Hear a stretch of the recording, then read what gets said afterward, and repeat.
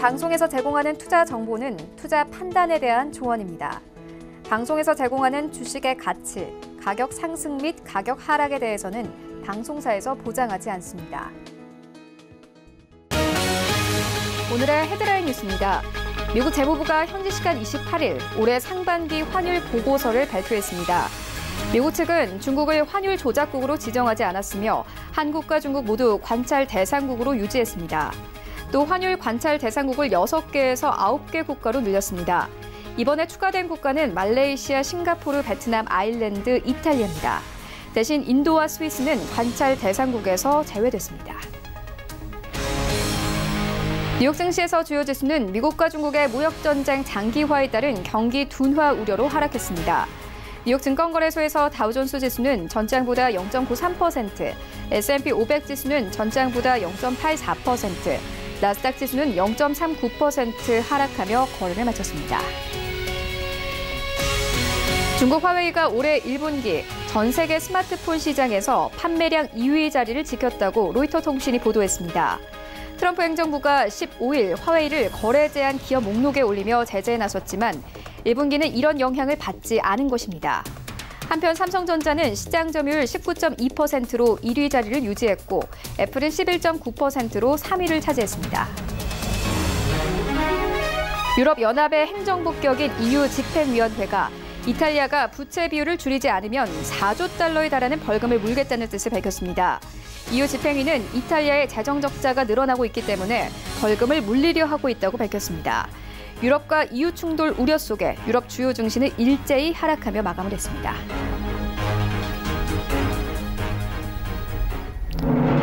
시청자 여러분 안녕하십니까? 출발 증시 와이드 1부 시작합니다. 최윤입니다. 어제 우리 증시 양지수 상승하며 마감이 됐습니다. 코스피는 2048선까지 올랐고요. 코스닥은 689포인트에서 10포인트 올려내면서 700선까지 회복하며 마감이 됐습니다. 어제 코스닥 시장 거의 2%에 가까운 상승세로 마감이 됐는데요. 외인과 기관들이 매수세 나타내면서 어제 시장 상승세 이끌었습니다. 반면 코스피 시장에서는 외국인들이 현선물 시장에서 매도세 나타내면서 지수의 상승폭을 제한시켰는데요.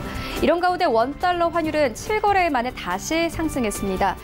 어제 중국 측이 위안화 절하 고시를 하면서 우리 시장의 원달러 환율은 장중한 때 1,189원대까지 터치를 하기도 했습니다. 이런 가운데 뉴욕 증시 3대 지수는 모두 하락하며 마감이 됐는데요. 이런 시장 상황들 오늘 출발 증시 와이드 1부에서 정확하게 알아보도록 하겠습니다. 네, 먼저 신승용의 시그널 나올 시간에는요. 최근 외국인들의 수급이 불안합니다. 이달 들어서 3조 넘게 순 매도세 나타내고 있는데 수급 함께 짚겠고요. 이어서 갤럭시 폴드 출시가 지연될 것으로 보입니다. 이와 함께 삼성전자의 주가 모멘텀도 함께 지연되는 것인지 살펴보도록 하겠습니다. 네, 이어지는 라이브 이슈타임에서는요. 어제 인보사 허가 취소 소식으로 시장이 좀 뜨거웠었죠. 거래소는 코오롱 티슈진 상장 폐지를 검토할 것이라고 밝혔는데요. 시장에 미치는 전체적인 영향 함께 짚겠고요. 이어서 우리 시장에서 5G 관련 수혜주로 떠오르는 종목들이 화웨이 사태로 인해서 주가가 거의 반토막이 났습니다. 불확실성은 더욱더 커져가는데 투자 의견 들어보도록 하겠습니다. 출발 증시 와이드 1부 지금 출발합니다.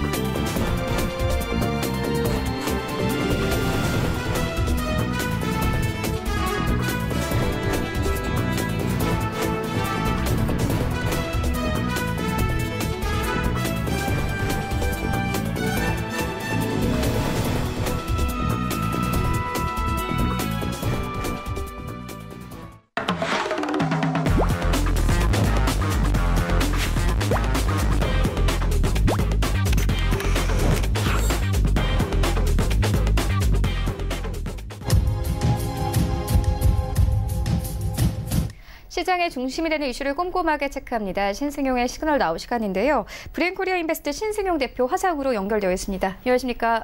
네, 안녕하십니까? 네, 먼저 첫 번째 이슈부터 다뤄보도록 하겠습니다. 약 1시간 전쯤에 미국의 재무부의 환율 보고서가 발표가 됐습니다.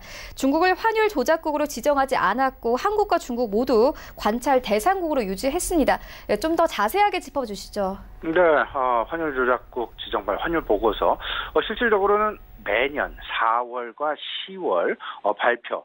우리 이번 같은 경우에는 4월 중순경 발표가 예정이었는데 실제로 지금 5월 말 한 5, 6주 정도 늦은 그런 상황에서 발표되었다라는 것. 그만큼 지금 현재 어찌 보면 시장 내 최대의 관심사인 미국과 중국 간의 무역 분쟁에 있어서의 어떤 그 영향력이 그들의 어떤 그 보고서 발표에도 실질적으로 스케줄의 지연을 만든 것은 아닌가라는 생각 분명히 우리가 해볼 수 있을 것 같고요. 방금 이제 최원희 앵커 말씀하셨던 대로 우리나라 그리고 중국 사실상 이 두 가지가 가장 중요한 우리 입장에서는 가장 중요한 이슈였습니다. 중국 환율 조작국으로 관찰 대상국에서 혹여나 좀 그 환율과 관련된 미국의 어떤 그 강화 조치 있지 않나 생각을 했었는데 역시 대다수 예견을 했던 대로 조작국으로까지의 지정은 제외되었다라는 부분. 그리고 우리나라 같은 경우 조금 좀 관찰 대상국에서 조금 제외가 되면서 오히려 조금은 좀 자유로워지지 않겠느냐라는 그런 생각을 했었는데 여전히 관찰 대상국에 유지했다라는 부분.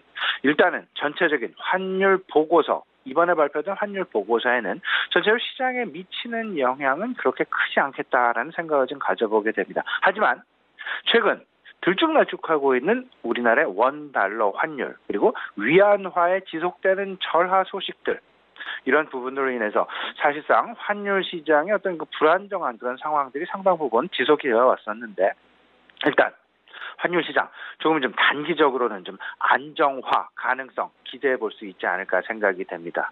방금 최은혜 앵커도 말씀하셨지만 어제 또 중국의 인민은행이 위안화에 대한 좀 급격한 어떤 그 절하 고시를 한 바가 있었습니다. 이에 따라서 우리 원화 환율 계속해서 움직이고 있는 그런 상황들이 나타나고 있는데 지금 현재 우리가 주목해야 될 부분은 미국과 중국 간의 무역 분쟁이 그 핵심 이슈라면 그에 대한 부속 이슈 중에 하나인 과연 중국에서의 어떤 그 대응 양상, 대응 패턴 어떤 모습으로 대응을 할 것이냐, 그들의 경기를 부양을 하기 위한 어떤 경기 부양책이 나올 것이냐라는 부분. 결국에는 재정정책, 통화정책, 조세정책 이 세 가지 중에 분명히 하나가 내지는 두 가지, 세 가지가 다 나올 수도 있겠지만 일단 어제 같은 경우에는 통화정책을 가지고 다시금 어떤 그들의 경기 부양책이 조금 좀 강화되었는데 이런 것들이 결국은 궁극적으로 우리 시장에 긍정적일 것인지 아니면 부정적일 것인지 지금 현 상황에서는 사실상 명확하게 파악하기는 좀 힘들지 않을까 하는 생각이 들고요. 일단 좀 안정화 양상을 보인 이후 어떤 그 대응 방안을 모색해야 된다. 지금 현재는 일단은 관망 양상이 좋지 않을까 말씀을 좀 드려보겠습니다. 이와 관련된 부분은 수출 관련주에 대한 말씀을 드리는 것입니다. 그리고 환율 조작국과 관련해서 중국에 대한 관찰 유지했었죠. 근데 여기서 한 두 가지 정도 우리가 좀 시사점 내지는 기대감 가져볼 수 있지 않을까 생각이 되는데 미국이 어쩌면 그 추가적으로 중국의 심기를 건드리지는 않겠다라는 그런 의미로 해석이 가능하지 않을까라는 생각을 좀 가져보게 되고요. 추가적으로 분명히 무역 협상 이번 6월 1일이 매우 중요한 핵심 어떤 그 허들 포인트가 될 것 같습니다. 양 국가 간 어떤 그 실질적인 추가 또 그 관세 인상분의 발효 시기가 사실상 이번 돌아오는 6월 1일이기 때문에 그 이전에 어떤 협상 스케줄이다라도 일단 시장에 나왔으면 하는 그런 바람입니다. 일단 빅딜은 아니지만 스몰딜 형태의 분쟁 해소 그 기대감도 시장 내에 좀 줄 수 있지 않을까라는 그런 생각 좀 가져보게 되는데요. 하지만 겉과 속 약간 다른 모습들이 최근 들어서 미국 시장에서 좀 나타나고 있습니다. 전일 미국 증시 좀 간단하게 살펴보게 되면요. 상승 출발을 했습니다. 메모리얼 데이 휴장 이후에 상승 출발을 했었는데 결국에는 하락 마감을 했다라는 점. 그 하락 마감의 배경에는 무역 분쟁이 조금은 좀 격화 내지는 장기화되지 않겠냐는 우려감이 이에 대한 가장 중요한 어떤 그 핵심 이슈로 작용이 되었고요. 여기에 트럼프 대통령이 미국은 협상 준비가 되어 있지 않다. 그 이야기는 결국은 관세가 이번 돌아오는 6월 1일이죠. 큰 폭 증가할 가능성이 높다라는 쪽에 발언을 했다라는 점. 이에 대해서 중국도 맞섰습니다. 히토류의 독점적인 지위를 활용해서 미국과 중국 간의 무역 분쟁, 양상을 압박하겠다라는 그런 발언을 하게 되면서 결국은 앞에서는 조금 좀 말싸움 아닌 말싸움을 하고 있고 실질적인 그들의 행보에 있어서는 서로 간에 상당히 조심스러운 행보를 걷고 있다라는 부분. 그러면 이 상황에서 사실상 스몰 딜 형태의 분쟁 해소 가능성 분명히 어제 오늘 새벽에 발표된 환율 보고서의 어떤 그동안의 유지 양상, 그 중국의 조작국 지정이 제외되었다라는 부분을 놓고 봤을 때 조금 우리가 좀 기대해 볼 여지는 분명히 있을 수 있다라는 점 참고 삼아 말씀드리겠습니다. 네, 미국 측이 중국의 관세 부과와 관련해서 좀 고민이 있었기 때문에 환율 보고서가 좀 늦어졌다 이렇게 외신들은 분석을 하고 있는데요. 우리 시청자분들 중국이 환율 조작국으로 지정되지 않았다는 점 함께 참고하시면서 오늘 시장 대응해 보시면 좋을 것 같습니다. 이어서 외국인 수급 짚겠습니다. 어제 외국인들 코스피 시장에서만 하루 만에 7천억 원 넘게 팔아치웠습니다. 이달 들어서는 3조 원 넘게 순매도세 나타내고 있는데요. 이렇게 셀코리아 기조가 계속되는 이유는 뭡니까? 예, 이 부분 제가 월요일에도 간단하게 좀 말씀 좀 드린 바가 있었지만 어제 특히나 외국인 7,585억 원 순매도 코스피 시장에서 보였습니다. 어제가 바로 MSCI 이머징 마켓 지수의 어떤 그 편입 비율 조정이 실시되는 그런 날이었습니다. 어제 상해 증시 1%가 넘는 상승이 나타났다라는 점. 외국인 수급이 상당 부분 뒷받침된 그런 모습들이 상해 증시에서 나타났다라는 부분. 그리고 우리 증시에서 외국인이 7,500억 원이 넘는 상당히 큰 올해 들어서 가장 큰 금액의 순매도를 보여주었다라는 부분은 분명히 MSCI 지수 편입 비율의 조정 일자 자체가 그 이벤트 자체가 상당한 외국인 수급에 영향을 주었다라는 점. 그리고 지난 2, 3주간 외국인 순매도 행보가 계속 나왔다라는 부분은 이때까지 계속해서 MSCI 지수 편입 조정에 따른 외국인 수급의 변화 행보가 지속되었다라는 부분을 의미하고 있다라고 봐야 될 것 같고요. 여기에 추가해서 앞으로도 상당 기간 최소한 한 달 이상 지금 한 두세 달 가량까지도 외국인 수급에 MSCI 지수 편입 조정은 분명히 영향을 줄 수 있겠다라는 부분 분명히 좀 말씀을 좀 드려보겠습니다. 지금 현재 외국인 순매도의 주요 배경은 세 가지죠. 원화 약세라는 점. 그리고 기업 실적이 부진한다라는 점, 그리고 MSCI EM 지수 한국 비중의 축소다라는 점. 원화의 약세는 뭐 다들 알고 계실 것 같습니다. 미국과 중국 간의 무역 분쟁, 그리고 여기에 우리나라 경제 펀더멘탈의 약화. 어제 자본시장 연구원에서 또 우리나라 경제 성장 전망치를 하향 조정했어요. 2.2%입니다. KDI가 2.4%의 성장률, OECD가 2.4%의 경제 성장률을 전망치를 한 데 비해서 자본시장 연구원 같은 경우는 2.2%로 더욱더 좀 낮은 경제 성장률 전망치를 전망하고 있다라는 부분은 어쩌면 우리나라 경제 펀더멘탈이 지속적인 약화세를 보여주고 있다라는 부분을 뒷받침하고 있는 근거로도 분명히 우리가 생각을 할 수 있지 않을까 생각이 되고요. 그렇다면 원화 약세, 위안화 절하에 따른 원화 약세. 앞서서 말씀을 드렸습니다만은 원화 약세의 수혜주는 결국 수출주죠. 근데 수출주 매수는 분명히 아직까지는 시기상조다. 분명한 것. 주요 산업별 어떤 그 업황 개선의 어떤 그 가능성이 점차 2분기 쪽이 아니라 3분기 쪽으로 조금씩 지연되어 가고 있다라는 부분으로 인해서 실질적인 원화 약세에 따른 수혜만이 실질적인 수혜가 될 수 없다. 그보다 더 큰 그림. 나무보다는 숲의 입장에서 생각을 해본다라면 수출 전체적으로 산업의 업황 자체가 조금 아직까지는 반등의 기미를 보여주지 않기 때문에 아직까지 수출주에 대한 매수는 좀 시기상조가 아닐까 말씀 좀 드려봅니다. MSCI가 어제부로 편입 비율을 조정했습니다. 근데 문제는 뭐 내용도 다들 알고 계시겠죠. 근데 문제는 MSCI가 추가 지수 편입 비율 조정에 스케줄링을 하고 있다는 부분이 되겠습니다. 5월 28일 기존 중국 A주의 MSCI 편입 비율이 5% 기존 5% 10%로 상향 조정하게 되면서 실질적으로 중국 나라에 대한 비율이 0.2% 포인트 상향 조정됐습니다. 여기에 이번 돌아오는 8월 그리고 10월 추가적인 지수 편입 비율 조정이 예정이 되어 있다라는 부분.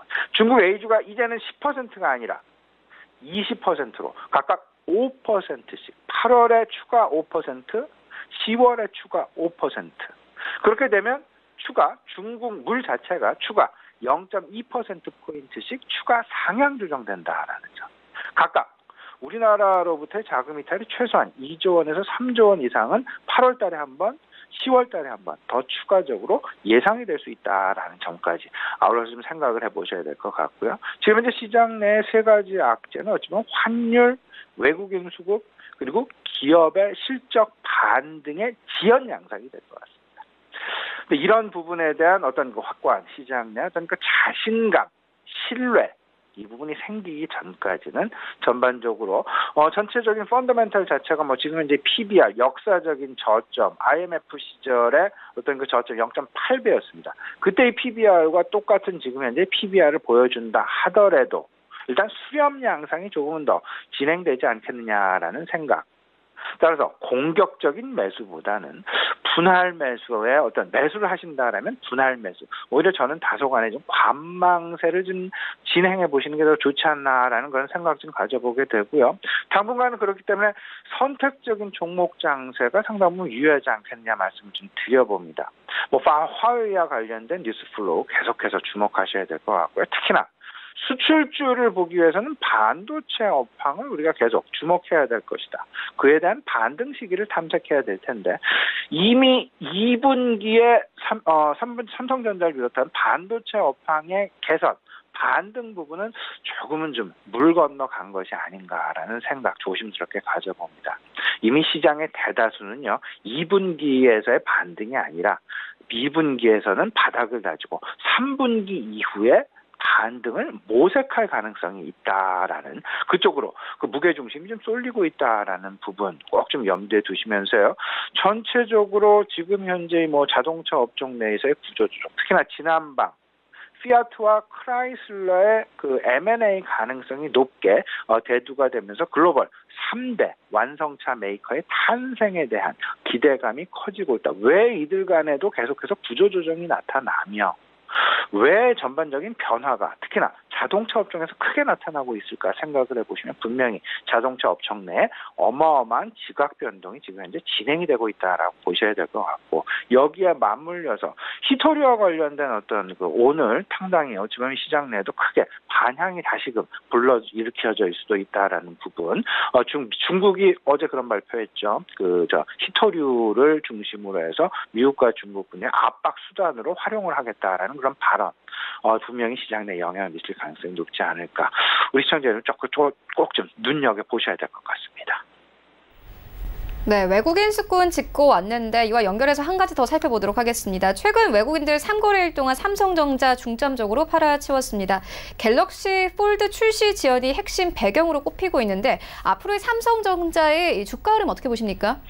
사실상 지난주에 삼성전자에 대한 외국인들의 행보와 이번 주 삼성전자의 외국인들의 행보 양상은 전혀 정반대의 양상을 보여주고 있다. 지난주 월화수목 4일 동안 외국인 2천억 원의 순매도를 보였고 지난주 금요일부터 어제 화요일까지 3일간 순매도를 보여줬습니다.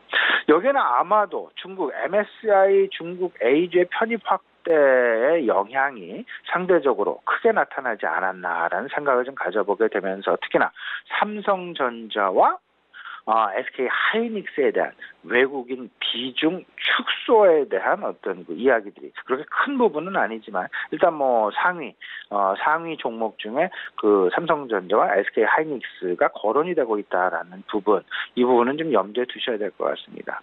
그러면 전체적으로 삼성전자의 호황제가 지금 현재 무엇일까 생각을 분명히 해볼 필요는 있어 보입니다. 호재, 미국과 중국 간의 무역 분쟁의 피난처로 외국인들이 인식을 하고 있다. 그리고 화웨이 사태에 대한 대항마로서 삼성전자, 특히나 뭐 중저가대의 스마트폰에서의 어떤 그 선전 부분, 그리고 애플의 불매 운동에 따라 애플에 대한 중국 내에서의 불매 운동과 불매 운동 확산에 따른 상대적인 반사이익 가능성도 그 삼성전자에 대한 스마트 기기에 대한 상당 부분 높게 평가되는 부분 중에 하나다. 하지만 악재는 좀 더 많죠. 반도체 업황의 지연, 그 다음에 삼성바이오를 비롯한 삼성바이오에 대한 전반적인 노이즈 양상, 지금 시장 내에서 벌어지고 있는, 그리고 갤럭시 폴드의 출시 지연. 갤럭시 폴드 조금 좀 출시가 지연이 될 가능성이 상당 부분 높아지면서 6월도 아니고 7월, 빨라야 7월일 가능성이 높겠다. 특히나 뭐 그 하반기에는 갤럭시 노트 10 출시가 있기 때문에 그 이전에 분명히 신제품 출시는 해야 되는데 그에 대한 가장 적절한 시기가 7월이 아니겠느냐. 근데 여기는 좀 재밌는 부분도 있습니다. 화웨이조차도 지금 메이트 X라는 그 폴드폰이 있죠. 화웨이 입장에서는 그 출시 자체가 지금 불투명해져 있는 그런 상황. 전체적으로 지금 삼성전자도 자리를 못 잡고 있는 그런 상황으로 보셔야 될 것 같고, 삼성전자 주가에 있어서 최대 이슈는 뭐니 해도 반도체 업황이다라는 부분 다시 한번 지금 우리 시청자들 확인해 보시면서 지금 이제 반도체 업황이 언제 개선이 될 것이냐, 그런 부분 2분기는 분명히 아닐 것 같고 3분기 이후 쪽으로 이제 밀려나게 될 텐데, 그럼 삼성전자의 저점 바닥 언제 매수를 하는 게 좋을까? 분명히 삼성전자의 일단 1차적인 저점은 지난 41,000원대 정도로 이미 확인이 된 바가 있었습니다. 물론 이를 뚫고 하향 이탈할 가능성도 없지는 않겠지만, 하지만 41,000원 이 부분 근접해 보면 어쩌면 최저점으로 좀 단기적인 저점으로 생각을 하시고 41,000원 내외에서는 추가적인 매수 가능하지 않을까 말씀을 좀 드려봅니다. 투자 전략 마지막으로 좀 시간이 좀 흘렀으니 간단하게 좀 살펴보겠습니다.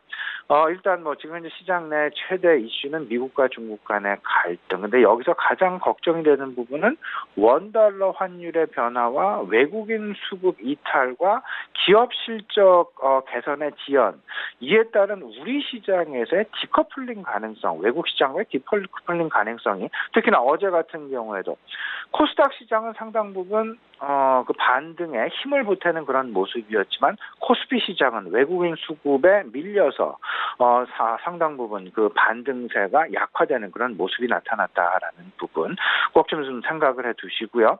산업별로 성장 로드맵, 종목 장세, 슬림화 장세 진행에 분명히 염두에 두셔야 되겠다. 통신 장비와 관련된 화웨이 뉴스 플로우 챙겨두셔야 될 것 같고요. 바이오 업종, 특히나 삼성 바이오로직스와 특히나 어제 나왔던 코롱과 관련된 이슈, 악재 유념해 두시면서 바이오 업종은 상당 부분 보수적인 견지 접근이 당분간 어찌 보면 상당 기간이 될 수 있습니다. 바람직하겠다 말씀 좀 드려보겠습니다. 네, 이슈와 전략까지 함께 짚고 왔습니다. 지금까지 브레인코리아 인베스트 신승용 대표와 함께했습니다. 고맙습니다.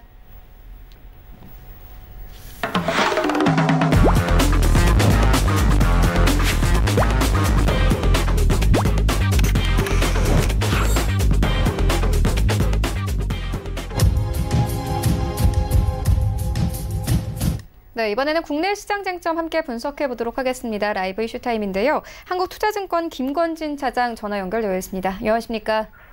네, 안녕하십니까? 네, 먼저 인보사 이야기부터 해보도록 하겠습니다. 어제 인보사 허가 취소로 시장이 좀 뜨거웠습니다. 이와 관련해서 거래소 측이 코오롱 티슈진 상장 폐지를 검토할 것이다 이렇게 밝히기도 했는데요.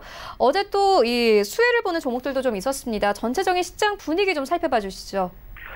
네, 어떻게 보면 조금 많이 안타까운 이런 사건이 하나 좀 나오지 않았나라는 얘기를 해드리겠습니다. 우선은 코롱티슈진이 한국거래소가 어제 코롱티슈진에 대해서 28일 중으로 상장 폐지 실질 심사 대상인지 여부를 검토해서 공시하겠다라고 했고요. 실제적으로 여기에 대한 이슈가 계속해서 흘러나오고 있다라는 거 얘기를 해드리겠고, 심사 대상이 된다라는 얘기가 좀 많이 나오고 있습니다. 실제 식약처가 어제 코롱 생명과학의 인보사 K의 어떻게 보면 이 얘기에 허가장 제출한 이런 자료에 기재된 연골세포가 아닌 신장세포로 확인이 되면서 제출 자료도 허위다라고 어떻게 보면 허가 취소 결정을 내렸다고 발표가 됐습니다.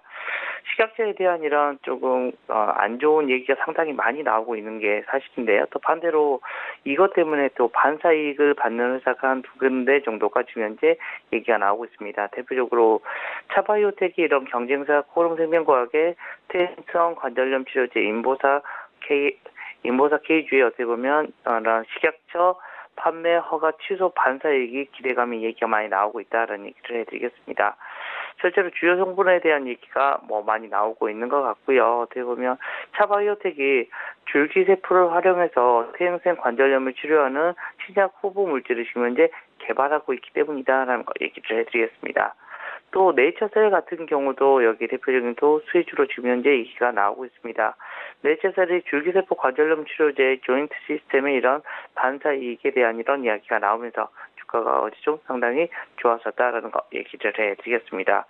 실제 네이처셀 같은 경우는 줄기세포 관절염 치료제 조인트 시스템의 이런 임상 2상을 지금 현재 미국에서 마무리해서 현재 차사기 임상을 지금 현재 준비 중으로 지금 현재 알려주고 있습니다. 네이처셀의 어떤 퇴행성 관절염 치료제 조인트 시스템은 유전자 삽입 등의 이런 변형을 통해서 만들어진 인보수와 달리 자가 줄기세포를 활용한 퇴행성 관절염 치료제이기 때문에 조금 다른 거다. 그렇지만 이런 효과는 또 거의 비슷한 모습이 나타날 수 있을 거다라는 얘기를 해드리겠습니다. 실제로 인보사와 함께 인공관절 수술 없이 기능성 개선이 나타나는 장점을 지닌 만큼 업계에서 좀 상당히 많은 기대를 받고 있고요. 연구 개발이 탄력이 많이 붙을 전망이다라고 얘기가 하고 있습니다. 네이처셀 같은 경우는 연내 약물 투여를 마치고 내년 말까지 결과를 얻어서 식약처에게 보고할 계획이다라고 얘기를 하고 있고요. 이후에 2021년 품목 허가를 받고 미국에서도 임상 3상을 진행하겠다는 계획을 가지고 있는 것 같습니다.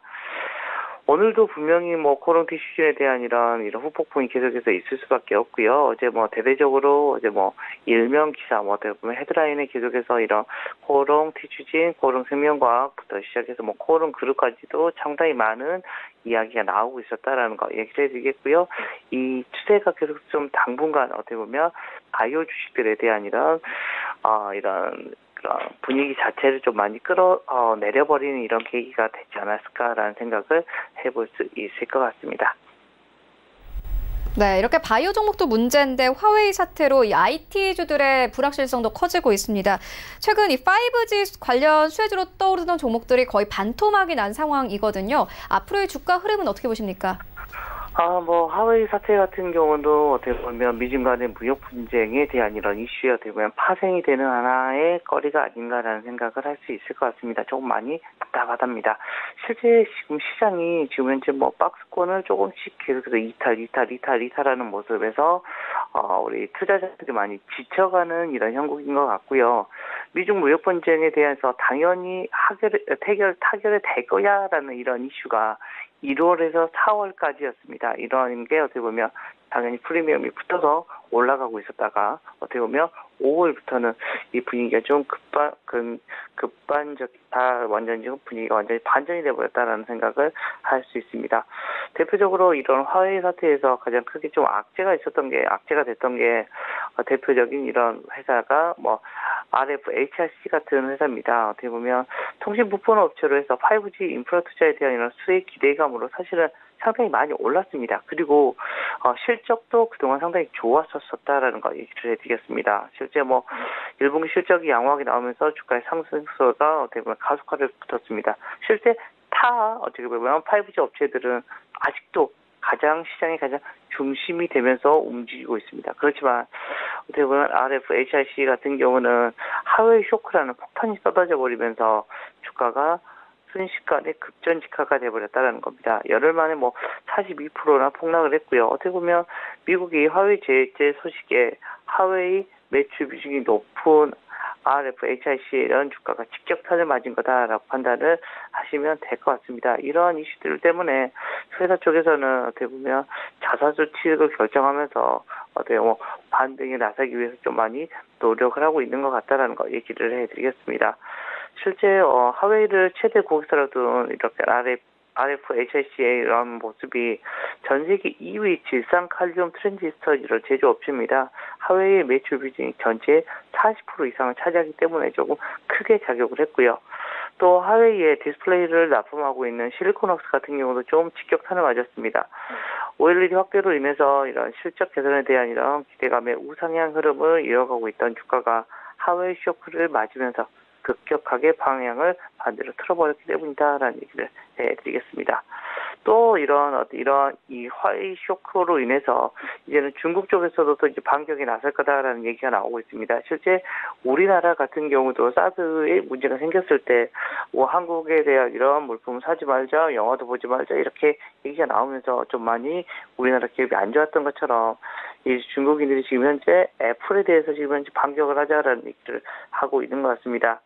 실제로 구글이 화웨이와 이런 사업을 중단하자 중국에서는 애플, 아이폰에 대한 이런 불매 조짐이 많이 일고 있기 때문입니다. 대표적으로 애플의 이런 부품을 공급하는 업체들 바로 BH나 하이비전 시스템들이 업체에 어떻게 보면 주가 하락이 좀 많이 뚜렷해지고 있다는 거 얘기를 해드리겠고요.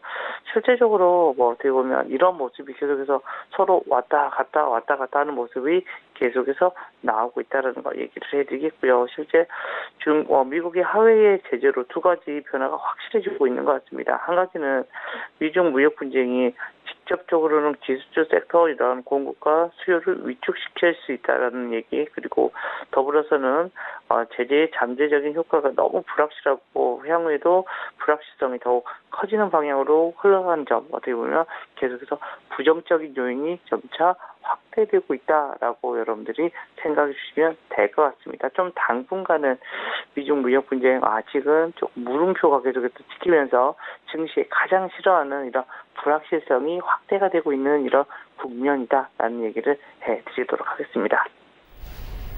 네, 화웨이 사태가 장기화될 가능성이 있고 불확실성을 경계해야 한다 이렇게 짚어주셨습니다. 이어서 다음 이슈로 옮겨가 보도록 하겠습니다. 어제 한국은행이 소비자 동향 조사 결과를 발표했습니다. 소비자 심리지수가 4개월 만에 최저치를 기록했는데요. 그래서 어제 증시에서는 소비주들이 좀 하락세가 나왔습니다. 언제쯤 반등 모멘텀 나올 수 있을까요?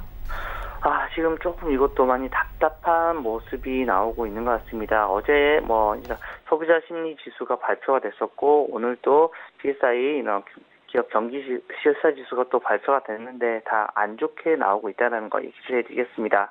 실제 5월 꽁꽁 얼어붙은 소비 심리가 주식시장에 좀 많이 그대로 반영되고 있는 것 같습니다. 미중 무역 분쟁 우려 확대로 5월 소비자 심리 지수가 4개월 만에 최저치를 기록하면서 소비자주들이 하락폭을 키웠었습니다. 실제 28일 한국거래소에 따르면 5월 초부터 27일까지 코스피와 코스닥 시장 내에 있는 주요 필수 소비재로 구성된 이런 KRX 이런 필수 소비재 지수가 9%가 넘게 떨어졌다라고 얘기가 나오고 있습니다. 실제 같은 기간 코스피 하락폭은 7%여서 그러니까 실제 코스피 하락보다 더 크게 하락을 했다라는 얘기를 해드리겠습니다. 실제로 소비자들이 지갑을 꽉 닫고 있다라는 이런 모습이 나오고 있는 것 같습니다. 이런 모습 때문에 한국은행이 5월 소비자 심리 지수가 97.9로 전월보다 3.7포인트 정도 떨어져서 4개월 만에 최저치를 기록했다고 지금 현재 밝히고 있습니다. 소비자 심리 지수가 100보다 낮은 것은 경제 상황에 대한 이런 소비자의 심리가 비관적이다라는 의미다라고 생각을 하시면 될 것 같고요. 미중 무역 분쟁 심화와 이후 발표되는 각종 지표들이 부실한 것이 나타나면서 가계 재정의 이런 상황의 인식이 많이 악화된 것이다라고 생각을 하시면 될 것 같고요. 또 중국 내 이런 소비 경기도 크게 위축이 되면서 특히 환율이 크게 오르면서 원재료 수입이 많은 음식료 업종도 우호죽이지 않는 모습이다라는 거 얘기를 해드리겠습니다. 이 때문에 뭐 내수주와 중국 매출이 높은 이런 종목들이 많이 타격을 입고 있다라는 거 얘기를 해드리도록 하겠고요. 실제적으로 미중 이런 무역협상의 합의가 이미 어떻게 보면 짧지 않은 기간 동안 어떻게 보면 계속해서 투자자들을 힘들게 하고 있는 모습인 것 같고요. 여기에 대해서는 좀 당분간은 조금 좋지 않게 생각을 해가야 된다라는 거 얘기를 해드리겠습니다. 물론 일각에서는 뭐 이런 음식료주들의 경우에 하반기 실적 모멘텀이 좀 집중되어 있다. 이제는 밸류에이션을 바라봐야 된다라고 얘기는 하고는 있지만 지금 현재 시점에서는 조금 보수적으로 계속해서 접근하시는 게 조금 더 맞지 않나라는 얘기를 드리겠습니다. 네, 마지막으로 오늘장 투자 전략 들어보도록 하겠습니다. 우선 우리나라 시장을 보실 때 가장 중요하게 보실 게 뭐 환율과 외국인들의 흐름이다라고 생각을 하셔야 될 것 같습니다. 대표적으로 우리 시청자 여러분들이 조금 주의하셔야 되는 게 환율이 이렇게 급격하게 상승을 하고 있으면 여러분들은 그 시기에는 주식을 웬만하시면 매매를 안 하시는 게 더 좋다. 어떻게 보면 주식시장을 참여를 안 하시는 게 조금 더 유리한 방향이다라고 생각을 하셔야 됩니다. 항상 주가가 올라가는 시기는 어떤 시기냐면요. 환율이 내려오는, 즉 원화가 강세가 나오는 시기가 주가에는 훨씬 더 유리하다라는 거 얘기를 해드리겠고요. 또 환율이 강세가 나와야지 외국인들의 수급 같은 경우 상당히 긍정적으로 나온다라는 겁니다. 최근 들어서 외국인들의 수급이 그렇게 긍정적이지 않기 때문에 조금 더 어떻게 보면 시장을 한 발짝 뒤로 물러나서 어떻게 보면 시장을 관찰하는 게 맞지 않나라는 얘기를 해드리겠습니다. 굳이 지금 현재 시장이 좋지도 않은데 굳이 우리가 다 그 시장에 뛰어들어서 굳이 우리가 여기서 피해볼 필요는 좀 없지 않나라는 거 얘기를 해드리겠고, 또 실적 추정치가 지금 최근 들어서 계속해서 조금 하향이 되고 있습니다.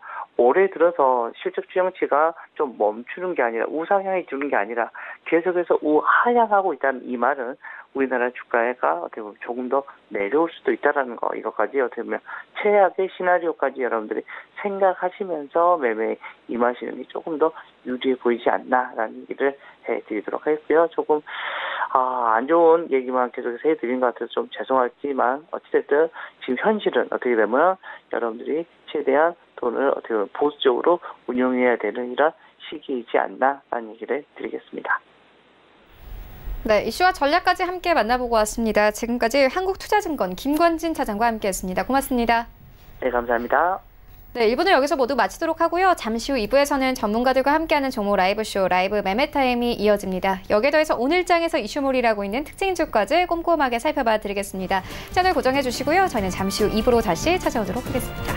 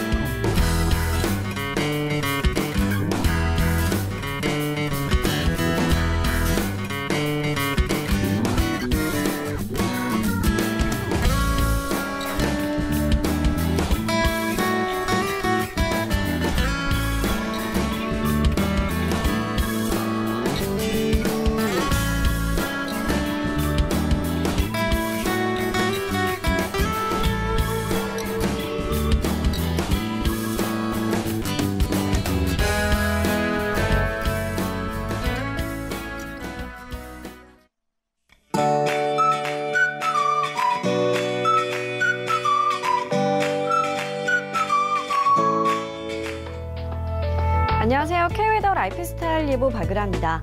오늘은 낮 동안 다소 덥겠습니다. 서울은 26도, 대구는 28도까지 오르는 등 초여름 날씨를 보이겠는데요.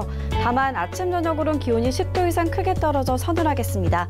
일교차가 큰 만큼 가벼운 겉옷 꼭 챙겨 다니시는 게 좋겠습니다. 한편 강한 햇볕에 자외선과 오존 지수가 높게 오르겠는데요. 지수가 높아지는 오후 시간에는 되도록 실내에서 머무시는 게 좋겠습니다. 미세먼지 농도는 보통 단계로 공기질은 양호하겠습니다. 다만 강원 영동으로 건조특보가 내려지는 등 공기가 무척 건조한 상태고요. 앞으로 그 밖의 지역의 대기도 차츰 메말라갈 것으로 보입니다. 여기에 강원 산간으로는 초속 30에서 50km의 강한 바람까지 불겠는데요. 화재가 나지 않도록 주의하셔야겠습니다. 오늘은 중국 상해 부근에서 동진하는 고기압의 영향을 받겠습니다. 다음은 자세한 지역별 날씨입니다. 중부지방 대체로 맑겠고 낮 동안 다소 덥겠습니다. 서울은 26도, 춘천과 대전 27도까지 오르겠습니다. 동해안 맑은 가운데 공기도 깨끗하겠습니다. 낮 기온 강릉 28도, 속초 25도가 되겠습니다. 남부지방 일교차가 크겠습니다. 아침 저녁에는 서늘하지만 낮에는 28도 안팎까지 올라 덥겠습니다. 전해상해 안에 맑겠고요. 물결은 동해와 남해상으로 최고 2.5m까지 약간 높게 일겠습니다. 당분간 구름 많겠습니다. 다만 내일 제주도에는 비가 내릴 것으로 보입니다. 한편 기온은 나날이 오르면서 다시 더워질 것으로 전망됩니다. 기상정보였습니다.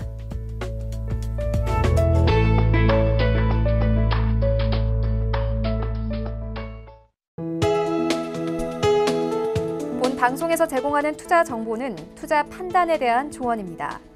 방송에서 제공하는 주식의 가치, 가격 상승 및 가격 하락에 대해서는 방송사에서 보장하지 않습니다.